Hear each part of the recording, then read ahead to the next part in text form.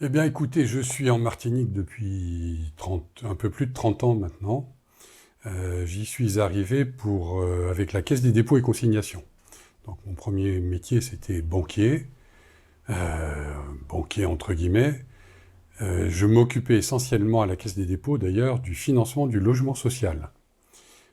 Donc, j'ai fait ça pendant quelques années en Martinique, et au bout de quelques années, j'ai quitté la Caisse des dépôts, ce qu'on ne fait jamais. J'étais un des rares à le faire. Ben, tout simplement pour rester en Martinique. Voilà, ça vous donne déjà une idée de mes orientations. J'ai souhaité rester en Martinique pour des raisons personnelles et professionnelles aussi.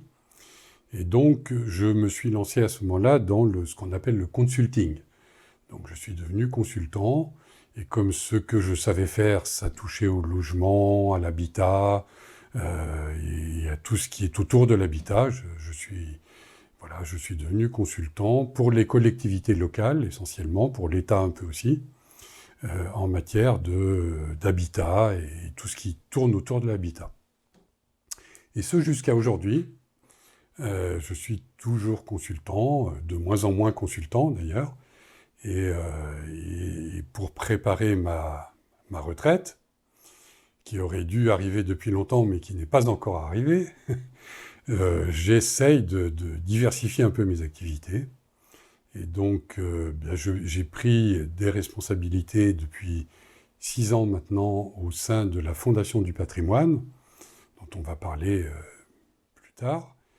Et puis, justement, à travers la Fondation du patrimoine, j'ai été nommé au CESESEM. Le CESESEM, c'est le Conseil économique, social, environnemental, de la culture et de l'éducation de la Martinique. Donc j'y suis depuis maintenant 3 ans. Je suis même au bureau du CESESEM. Et donc voilà déjà un peu mes activités d'avenir, mes activités actuelles et d'avenir.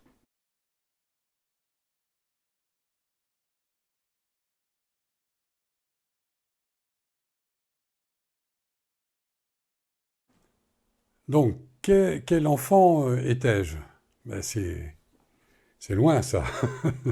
On va essayer de se souvenir. Alors, bon, déjà, chose importante, parce que ça a un peu modelé mon caractère sans doute, je viens de l'Est de la France. Je suis lorrain d'origine, et les Lorrains ont une réputation d'être des gens peut-être un peu austères, mais bosseurs, avant tout bosseurs. Comme il fait pas beau en Lorraine, en général, on n'a pas trop le temps d'aller se balader dehors, et ça laisse plus de temps pour travailler. Donc j'étais un enfant assez travailleur, pas très rigolo. J'avais pas une multitude de copains. Je courais pas dans la campagne. Je faisais pas les 400 coups. J'étais le plus souvent à mon bureau. Et j'ai quand même fait des études assez austères parce que j'ai fait du latin et du grec. Déjà à l'époque, ça se faisait plus trop. Et donc j'étais très littéraire et j'ai fait du grec jusqu'au bout, jusqu'au bac, dans l'idée de devenir prof de lettres classiques. Ce que je ne suis jamais devenu, parce qu'après j'ai bifurqué. J'ai fait des études qui n'étaient pas très en rapport avec ça, puisque j'ai fait Sciences Po à Paris, et c'est ce qui m'a dirigé un peu dans ma vie professionnelle, puisqu'au sortir de Sciences Po, rapidement, j'ai été embauché à la Caisse des dépôts et consignations.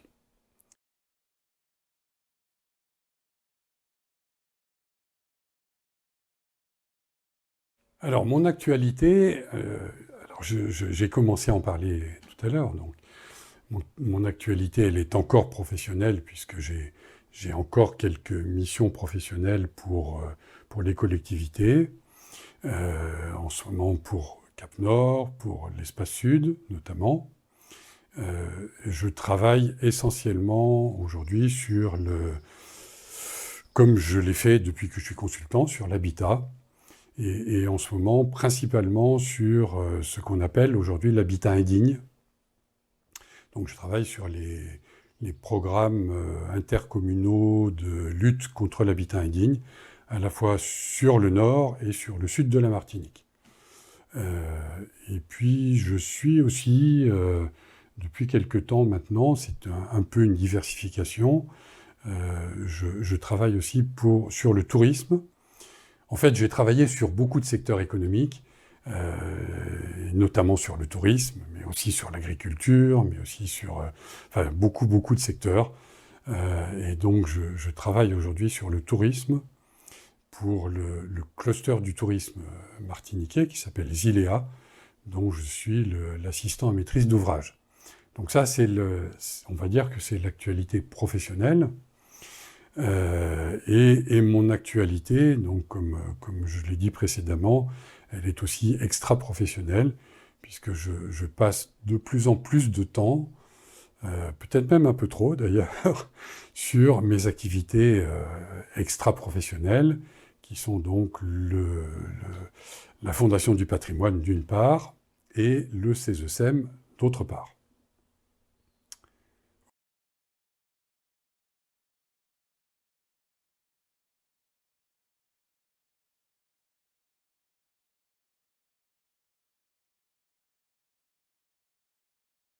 Alors, la Fondation du patrimoine, beaucoup ne connaissent pas encore. On est de plus en plus connu, mais peut-être pas encore de tout le monde. Alors, comme son nom l'indique, c'est une fondation, c'est-à-dire une forme d'association qui a été créée par les grandes entreprises françaises du CAC 40, en fait. Donc les Total, AXA, L'Oréal, etc., toutes les grandes entreprises qu'on connaît, qui dans les années 90-95 se sont regroupées pour créer cette fondation avec comme objectif de s'occuper de la défense du petit patrimoine. Donc ce qu'on appelle le petit patrimoine, c'est ce qui est patrimoine bâti non protégé. Donc qui ne fait pas partie qui n'est pas protégé par la législation des monuments historiques. Donc patrimoine, alors petit patrimoine, j'aime pas trop le terme, hein, mais bon, il n'y en a pas d'autres. On dit aussi patrimoine vernaculaire, mais c'est déjà un peu technique. Donc le petit patrimoine, c'est le patrimoine de tout un chacun.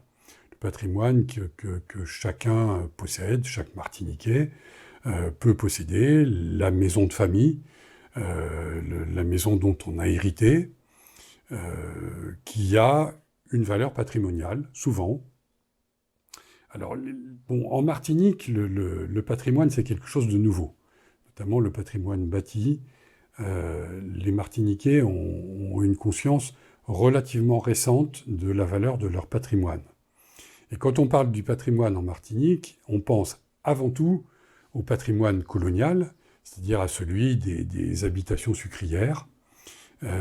Et ça a quand même une connotation un peu difficile, un peu compliquée, puisque c'est l'économie coloniale et avec l'héritage de l'esclavage. Et en fait, les Martiniquais découvrent de manière récente que tous les Martiniquais ont du patrimoine et que les petites maisons, les maisons créoles, les cases, mais même les maisons un peu plus importantes, les maisons de ville, par exemple, qu'on trouve à Fort-de-France ou dans pas mal de communes, qu'elles soient en bois, qu'elles soient en pierre, qu'elles soient en béton, peuvent avoir une valeur patrimoniale. Alors, il y a aussi le patrimoine bâti religieux, qui est un patrimoine important en Martinique, très important, auquel les Martiniquais sont très attachés. Et puis, il y a aussi un autre type de patrimoine, c'est le patrimoine militaire. On n'y pense pas souvent, mais on a en Martinique de nombreux forts militaires, des forts Vauban, donc qui ont été construits, peut-être pas toujours par Vauban, mais en tout cas sur le style Vauban, on va dire, qui représentent un patrimoine très important.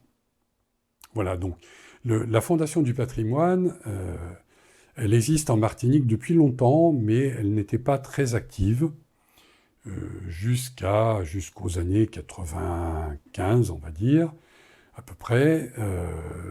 Bon, elle n'était pas connue et elle n'avait pas fait énormément d'activités, elle n'avait pas eu énormément d'activités en Martinique. Moi, j'y suis arrivé un peu par hasard. Bon, je raconte un peu comment, parce que c'est amusant. Dans mon activité de consultant, je travaillais à ce moment-là pour la ville de Fort-de-France. Je faisais l'évaluation d'une opération menée par la ville, qu'on appelle une OPA, c'est-à-dire opération programmée d'amélioration de l'habitat. Donc vraiment dans mon activité sur l'habitat. Et à travers cette opération, cette évaluation de l'OPA de Fort-de-France, on va dire que j'ai levé la tête peut-être un peu plus que d'habitude, et j'ai redécouvert qu'à Fort-de-France, dans le centre-ville, au sens large, il y avait énormément de patrimoine très intéressant, parfois en très mauvais état, parfois très proche de la ruine, parfois abandonné, fermé, inutilisé. Et je me suis dit, mais c'est pas possible, quoi. On peut pas laisser, dans une ville qui se dit être la capitale de la Martinique, qui est visitée par des touristes nombreux, on peut pas laisser ce patrimoine comme ça. Et un jour, je passais devant la villa Saint-Cyr, que beaucoup connaissent, qui est une très belle maison, qui appartient à la ville de Fort-de-France, et qui était dans un état désespérant. Fermé, inutilisé, bon, on ne savait pas trop ce qui pouvait advenir de la villa Saint-Cyr. Et c'est ce jour-là que je me suis dit, mais c'est pas possible. Il doit bien y avoir quelque part un organisme qui peut faire quelque chose pour ce type de maison. C'est là que j'ai découvert la Fondation du patrimoine. Il se trouve que j'ai pris mon téléphone, j'ai appelé la Fondation du patrimoine, je me suis présenté et on m'a dit, écoutez, en Martinique, on ne fait pas grand-chose, on n'est pas très connu. Si vous pouviez travailler avec nous, ça serait très bien. Et voilà comment je suis arrivé à la Fondation du patrimoine, et comme j'y suis toujours aujourd'hui. Et ce qu'on peut dire, c'est que donc, la Fondation n'était pas connue. Elle l'est un peu plus aujourd'hui grâce à plusieurs... Il s'est passé plusieurs choses, par chance, on va dire. Le président de la République actuelle a confié une mission à un de ses amis qui est très connu, très médiatique, qui s'appelle Stéphane Bern, que tout le monde connaît. Et le fait qu'il ait confié cette mission patrimoine à Stéphane Bern a été extrêmement positif. Pourquoi ? Parce que Stéphane Bern était tout seul, il est toujours tout seul, d'ailleurs il n'a pas d'équipe avec lui, et donc il s'est tourné vers la Fondation du patrimoine pour l'aider à mettre sur pied ce qu'il pouvait faire pour le patrimoine. Et donc il nous a demandé à tous les délégués régionaux, départementaux de la Fondation du patrimoine de l'aider à identifier des biens en grande fragilité. C'était ça notre mission, c'était d'identifier des biens très fragiles, très proches de la ruine en fait, sur lesquels il fallait absolument intervenir. Et à travers ça, donc, j'ai commencé à travailler sur l'identification de biens en grande fragilité, et ça a été important puisque maintenant, depuis 2018, année après année, nous primons, entre guillemets, on attribue des sommes relativement importantes à des biens. Alors, chaque année, il y a 2 biens qui sont primés. Il y a un bien dit bien emblématique. Je cherchais un peu le terme parce qu'il ne vient pas immédiatement à l'esprit. Donc, un bien relativement important que tout le monde connaît, tout le monde voit, voilà. Et puis, il y a un bien qui est moins emblématique et qu'on a appelé, bon, je n'aime pas beaucoup le terme, mais qu'on a appelé site de maillage. Donc, chaque année, on fait remonter des dossiers à la mission Bern et donc on a des biens primés. Ça a contribué beaucoup à ce que la Fondation du patrimoine soit connue du grand public, à tel point d'ailleurs qu'aujourd'hui, très souvent, on me dit Fondation du patrimoine, ah bah oui, c'est Stéphane Bern. En fait, c'est pas du tout Stéphane Bern. On a une activité complètement indépendante de celle de Stéphane Bern, mais comme on est le bras armé de Stéphane Bern, on est quelque part un peu identifié à la personnalité médiatique de Stéphane Bern. Et donc, la deuxième actualité qui est un peu malheureuse, celle-là, mais qui a contribué à ce qu'on soit connu, c'est l'incendie de Notre-Dame. L'incendie de Notre-Dame de Paris a été évidemment surmédiatisé et on a beaucoup entendu parler de la Fondation du patrimoine à ce moment-là, de l'activité de la Fondation du patrimoine. Et donc, ça a été aussi, pour nous, en région, quand on n'était pas suffisamment connu et identifié, ça a été extrêmement important. Et aujourd'hui, je peux dire qu'on est relativement bien identifié en Martinique comme ailleurs. Alors, la Fondation du patrimoine donc, a plusieurs modes d'intervention. Pour être très rapide, je ne vais pas rentrer dans les détails, mais je profite de cette interview pour le dire. Donc, on a des modes d'intervention différents suivant qu'on a affaire à des propriétaires publics, associatifs ou privés. Donc, si on commence par les propriétaires privés, donc tout un chacun peut venir voir la Fondation du patrimoine pour dire, ben voilà, moi je suis propriétaire d'un bien dont j'ai hérité ou dont je suis propriétaire parce que je l'ai acheté. Il y a de plus en plus de jeunes Martiniquais, il faut le savoir, hein, qui achètent des biens patrimoniaux et c'est une très bonne chose. Donc ils viennent voir la Fondation du patrimoine, comme ils vont voir d'ailleurs la DAC, le service du ministère de la Culture local, pour essayer de trouver des aides. Alors, quel type d'aide on peut apporter à des propriétaires privés? C'est ce qu'on appelle l'attribution d'un label. Donc, je vais visiter donc, le bien pour me rendre compte un petit peu, déjà pour savoir si ce bien a réellement une valeur patrimoniale, parce qu'il y a beaucoup de gens qui pensent que leur bien a une valeur patrimoniale, mais malheureusement, ce n'est pas toujours le cas. Donc, si je juge que ce bien a effectivement une valeur patrimoniale, soit parce que c'est une maison ancienne, en bois, par exemple, ou une maison plus récente, en béton. Il faut savoir qu'il y a un type d'architecture important en Martinique, qui est l'architecture moderniste. Donc, il y a beaucoup de maisons dans des années 20, 30, voire un peu plus tard, jusqu'aux années 50, 60, qui sont en béton et qui sont représentatifs de ce type d'architecture, donc qui a une valeur patrimoniale. Donc, j'identifie la valeur patrimoniale du bien, et moyennant quelques critères, il faut par exemple que le bien soit visible. S'il n'est pas visible, s'il est dans un morne, perdu, que personne n'y a accès, etc., qu'on ne peut pas le visiter, qu'on ne peut pas même le voir, c'est pas très intéressant pour la Fondation du patrimoine. Mais donc, moyennant quelques critères comme ça, donc je peux attribuer un label à ce bien, ce qui donne droit, et c'est très intéressant, à défiscaliser. Donc le propriétaire défiscalise les travaux qu'il va effectuer pour réhabiliter son bien ou pour entretenir son bien. Donc ça, c'est très important, c'est très intéressant, mais bien sûr, il faut une condition pour que ce soit intéressant, c'est que le propriétaire paye des impôts. S'il ne paye pas d'impôts, c'est évidemment beaucoup moins intéressant.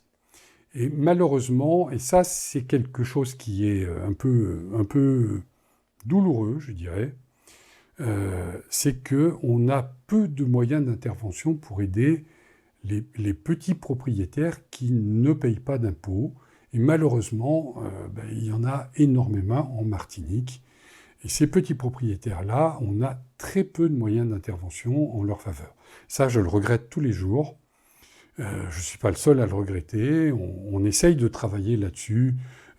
Les délégués de la Fondation du patrimoine, c'est vrai en Martinique, mais c'est vrai ailleurs, hein, dans tous les départements français. Et donc, on essaye d'ouvrir un petit peu nos modes d'intervention, mais jusqu'à présent, on n'y est pas arrivé, parce que ça ne dépend pas que de nous, ça dépend aussi du ministère des Finances, puisque c'est le ministère des Finances qui autorise la Fondation du patrimoine à attribuer ce label fiscal. Voilà. Donc ça, c'est le mode d'intervention pour les propriétaires privés. Et maintenant, pour les propriétaires publics ou associatifs, le mode d'intervention est différent. on peut accompagner ces propriétaires dans l'ouverture d'une souscription publique. Donc on les accompagne en les aidant à monter une souscription qui est en fait un appel à tout le monde. Là, n'importe qui, tout un chacun, que ça soit n'importe quel particulier ou n'importe quelle entreprise, c'est important de penser aux entreprises, peut mettre de l'argent pour aider le propriétaire public, donc les collectivités, les communes, ou la CTM, par exemple, et les associations qui sont quelquefois propriétaires de biens, il y en a pas mal en Martinique, donc à réhabiliter le bien qu'elles n'ont pas toujours les moyens d'entretenir. Alors, j'en profite là encore pour dire que les dons qui sont faits dans ce cadre-là sont aussi défiscalisables. C'est-à-dire que le particulier ou l'entreprise qui va faire un don dans ce cadre-là va pouvoir déduire ça de ses impôts, comme on peut déduire les dons qu'on fait à n'importe quelle association. Voilà. Donc là encore, c'est intéressant, mais à condition de payer des impôts. Voilà, donc ce sont les principaux modes d'intervention de la Fondation.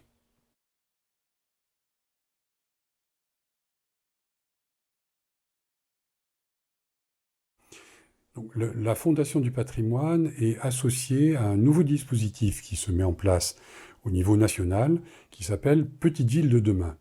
Alors, qu'est-ce que c'est que ce dispositif? C'est quelque chose qui a été créé pour aider les petites communes, communes de 20 000 habitants au maximum, à réhabiliter ou à revitaliser, on va dire, leur centre-ville, leur centre-bourg.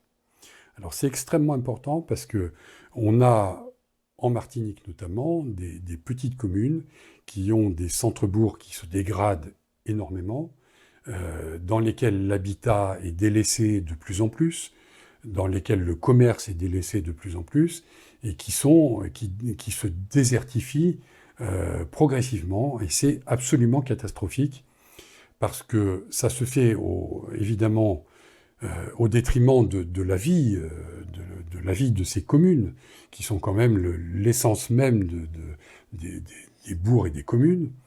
Et les gens, de plus en plus, vont habiter dans les HLM en périphérie, ou vont construire dans les mornes.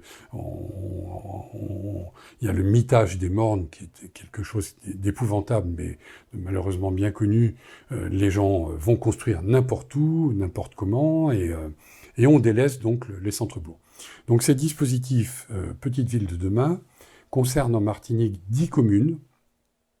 On a 4 communes sur Cap-Nord et 6 communes sur l'Espace Sud qui sont concernées, qui ont été donc choisies en accord entre l'État, préfecture et les EPCI, les intercommunalités, donc Cap-Nord et l'Espace Sud. Et ces communes vont, à travers ce dispositif, bénéficier d'un appui. Donc ce dispositif Petite Ville de demain va permettre à ces communes de bénéficier d'une aide, alors d'une double aide, une aide en ingénierie, c'est-à-dire qu'il y a pas mal de partenaires qui vont apporter de l'ingénierie, c'est-à-dire des conseils pour aider les communes à réhabiliter, alors que ça soit sur l'aspect commercial, sur l'aspect activité économique, sur l'aspect habitat, voilà, tout ce qui touche le redéveloppement, la revitalisation du bourg. Et puis, elles vont pouvoir aussi bénéficier d'apports financiers.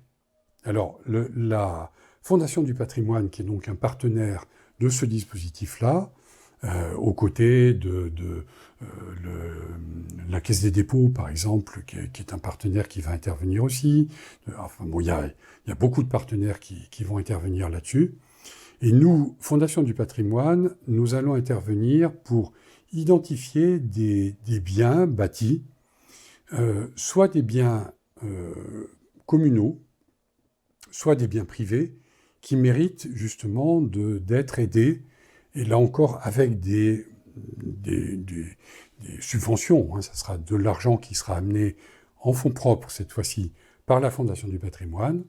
Alors, il n'y en aura pas beaucoup, mais il y aura quelques biens comme ça qui pourront être aidés dans des communes, petites villes de demain. Et on va aussi, nous-mêmes, apporter une aide en ingénierie pour aider les communes à travailler sur la réhabilitation de leurs biens, donc dans les centres-bourgs, exclusivement en centre-bourg. Donc voilà un développement intéressant et important pour la Fondation du patrimoine.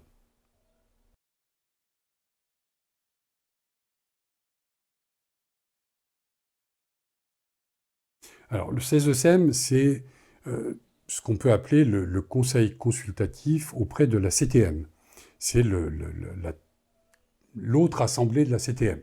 Voilà. C'est moins connu que l'assemblée de la Martinique, mais nous sommes là pour servir de conseil consultatif, donc pour aider les élus de la CTM lorsqu'ils nous sollicitent, bien entendu, hein, sur tous les sujets possibles. Donc nous les aidons en travaillant sur ces sujets et en faisant des rapports qui sont remis donc aux élus, mais qui sont souvent des rapports publics, qu'on peut très bien consulter d'ailleurs sur le site de la CTM. Nous avons un site qui est très intéressant sur lequel on a tous ces rapports aujourd'hui, qui est cesem.mq. Et donc, on intervient sur tout type de sujet. On est intervenu, je prends n'importe quel exemple, mais sur l'assainissement, qui est un sujet extrêmement important aujourd'hui en Martinique, les difficultés de l'assainissement en Martinique. On est intervenu sur les services publics en Martinique. On est intervenu sur l'éducation des enfants en Martinique, sur les personnes âgées, sur les femmes, c'était la place des femmes dans la société martiniquaise, etc. Donc, on a beaucoup de sujets, les atteintes sismiques, les tremblements de terre en Martinique, on travaille bien entendu là-dessus. Voilà, donc beaucoup de sujets sur lesquels nous travaillons pour émettre des avis, pour faire des rapports. On intervient aussi parce que nous sommes missionnés, de fait, sur tous les textes qui sortent, que ce soit les textes nationaux, les projets de décret, les projets de loi, sur lesquels nous sommes amenés à nous prononcer, pardon, pour donner un avis technique. Donc on travaille là-dessus, et on donne des avis aussi intéressants que possible, et concernant toujours la Martinique, centrés sur la Martinique. Voilà, donc ça, ce sont les activités principales du CESEM. Donc nous sommes 68 conseillers, représentants de ce qu'on appelle la société civile, donc tous les aspects de la société civile, hein, que ce soit les syndicats, les entreprises, la Fondation du patrimoine, puisque j'y suis en tant que Fondation du patrimoine, le monde économique, le monde de la culture, le monde de l'éducation, le monde de l'environnement, etc. J'en oublie évidemment beaucoup, mais nous sommes là, et c'est très intéressant et important, parce que notre force est justement de représenter tous les aspects de la société civile. Voilà. Et donc, on collabore de manière très efficace, et c'est un peu exceptionnel, puisqu'on est autour de la table, nous avons par exemple les syndicats et les patrons. Et ça fonctionne relativement bien. Chacun fait abstraction de son appartenance d'origine, et donc on arrive à travailler ensemble et à émettre des avis communs. Et c'est vraiment une particularité importante de cette institution que de pouvoir travailler de manière indépendante, totalement indépendante du politique, et donc de représenter, encore une fois, la société civile.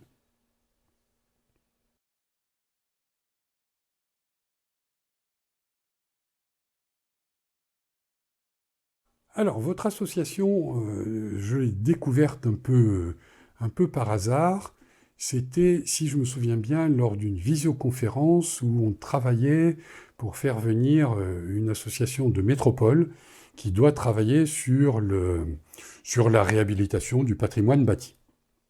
Et J'ai eu le plaisir de découvrir l'existence de votre association, qui me paraît extrêmement importante, comme tous ceux qui travaillent, et on n'est pas si nombreux que ça, sur le patrimoine, au sens large en Martinique. Alors, il n'y a pas que le patrimoine bâti, bien entendu.